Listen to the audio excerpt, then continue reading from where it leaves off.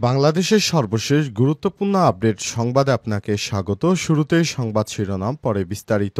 প্রথমে জানাবো, ডাকসু নির্বাচন, হাসিনাকে আজীবন সদস্য দেখতে চায় ইমি এখন বাম জোটের ভিপি প্রার্থী। ঢাকা বিশ্ববিদ্যালয় কেন্দ্রীয় ছাত্র সংসদ ডাকসু নির্বাচনে বাম গণতান্ত্রিক ছাত্র জোট থেকে সহ সভাপতি ভিপি পদে প্রতিদ্বন্দ্বিতা করেছেন শামসুন্নাহার হল ছাত্র সংসদের সাবেক ভিপি শেখ তাসনিম আফরোজ ইমি। আজ মনোনয়ন ফরম সংগ্রহের মাধ্যমে জোট আংশিক প্যানেল ঘোষণা করেছে। এরপর জানাবো, নির্ধারিত সময়ে নির্বাচন করতে দৃঢ়প্রতিজ্ঞ সরকার বললেন আইন উপদেষ্টা। আইন উপদেষ্টা ডক্টর আসিফ নজরুল জানিয়েছেন, নির্বাচন নিয়ে প্রধান উপদেষ্টার ঘোষিত সময় থেকে পিছিয়ে আসার কোনো সুযোগ নেই। নির্বাচন যথাসময় হবে, সেই দৃঢ়প্রতিজ্ঞ অন্তর্বর্তীকালীন সরকার। এদিকে বিএনপির অফিস ভাঙচুর, স্বেচ্ছাসেবক লীগ নেতা গ্রেপ্তার। নীলফামারীর কিশোরগঞ্জে বিএনপির অফিসে হামলা ও ভাঙচুরের মামলায় স্বেচ্ছাসেবক লীগ সভাপতি আব্দুল বারেক ৪৫কে গ্রেপ্তার করেছে পুলিশ। আজ ভোর ৪টায় তার বাড়ি থেকে তাকে আটক করা হয়েছে। এদিকে সাংবাদিকদের বিএনপি নেতা সালাউদ্দিন বললেন, জুলাই সনদকে সংবিধানের উপরে রাখা হলে খারাপ নজির হবে। বিএনপির স্থায়ী কমিটির সদস্য সালাউদ্দিন আহমেদ বলেছেন, যদি জুলাই সনদকে সংবিধানের উপরে রাখা হয় তাহলে ভবিষ্যতের জন্য খারাপ নজির হবে। আজ গুলশানে নিজ বাসায় সাংবাদিকদের সঙ্গে আলাপকালে তিনি এই মন্তব্য করেছেন। এবং সর্বশেষ জানাবো, ডাকসু নির্বাচনে মব সৃষ্টি করে ছাত্রদলকে বাধা দেওয়া হয়েছে বললেন রুহুল কবির রিজভী।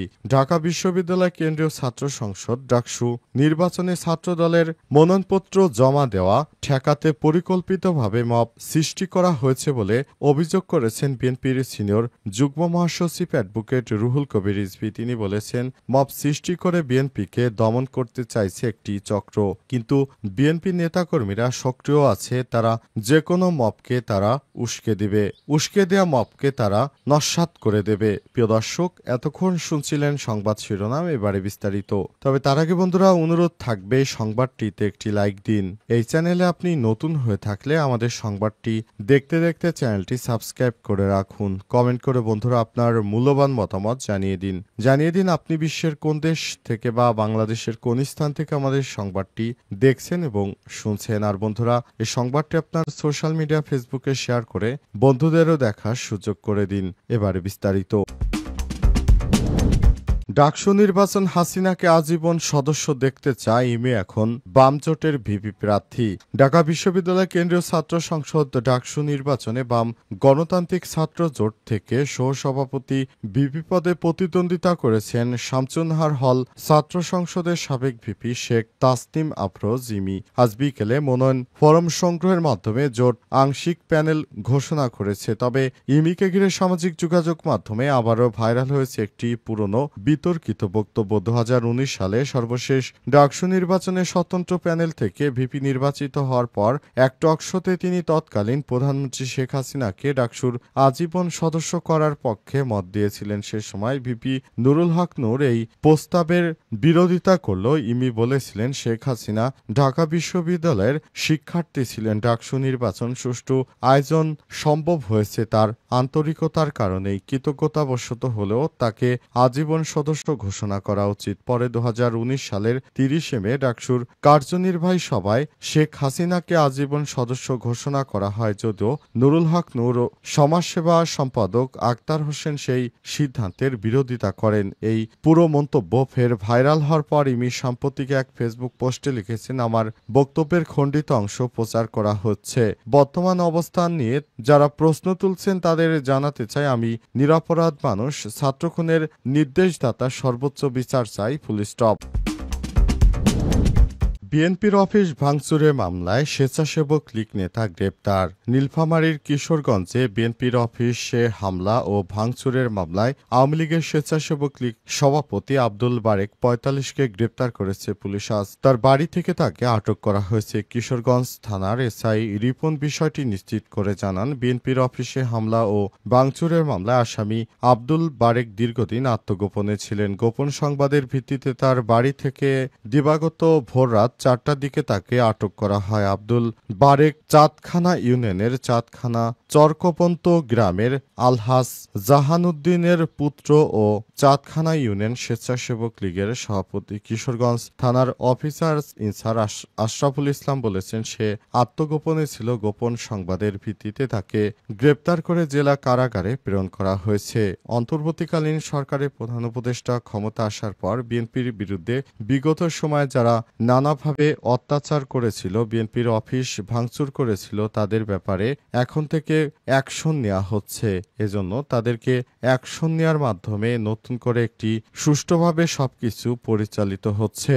অন্তর্বর্তীকালীন সরকারের প্রধান উপদেষ্টা দায়িত্ব গ্রহণের পর থেকেই বিভিন্ন বিষয় নিয়ে এক এক করে আওয়ামী লীগের বিভিন্ন সময়ে অপরাধী চক্রগুলোকে আটক করা হচ্ছে এবং তাদেরকে আইনের আওতায় নিয়ে আসার পর তাদেরকে বিচারের কাঠগড়ায় দাঁড় করানো হচ্ছে।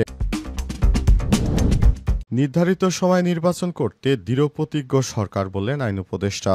আইন উপদেষ্টা ড আসিফ নজরুল বলেছেন, নির্বাচন নিয়ে প্রধান উপদেষ্টার ঘোষিত সময় থেকে পিছিয়ে আসার কোনো সুযোগ নেই। নির্ধারিত সময় নির্বাচন করতে দৃঢ়প্রতিজ্ঞ অন্তর্বর্তীকালীন সরকার। আজ সচিবালয়ে সাংবাদিকদের তিনি এসব কথা বলেছেন। আইন উপদেষ্টা আরও বলেন, রাজনৈতিক দলগুলোর গুণগত মান পরিবর্তন হয়নি, তাই তারা রাজনৈতিক সুরে নানা বক্তব্য রাখছে। তিনি আরও জানান, দুর্নীতি দমন কমিশন, নির্বাচন কমিশন সংস্কারে যেসব সুপারিশ এসেছে, এই বিষয়ে 2-1 মাসের মধ্যে আইন প্রণয়ন করা হবে। এ বিষয়ে আজ থেকেই কাজ শুরু হবে বলে জানান আইন উপদেষ্টা ড আসিফ নজরুল। তিনি আরও বলেছেন, সরকার যে সময় নির্দিষ্ট নির্বাচনের জন্য একটি তারিখ ঘোষণা করেছেন, সে সময় নির্বাচন অনুষ্ঠিত হবে। অন্তর্বর্তীকালীন সরকার নির্বাচন দিতে দৃঢ়প্রতিজ্ঞ।